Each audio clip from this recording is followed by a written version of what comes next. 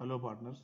Now we'll see how a port unbinding request can be sent or ONT replacement request can be sent. Both are one at the same. Now we'll see how it can be done through FMS.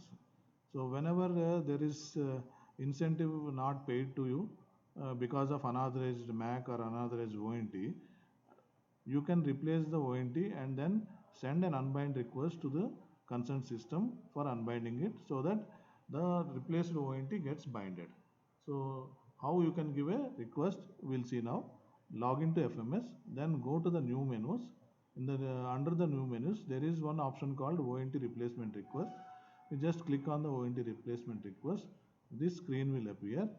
In this screen, there are two options given. One is you can enter either user ID if you know directly, or if you don't remember user ID, you can also select the input phone number option and then STD code and phone number can be entered.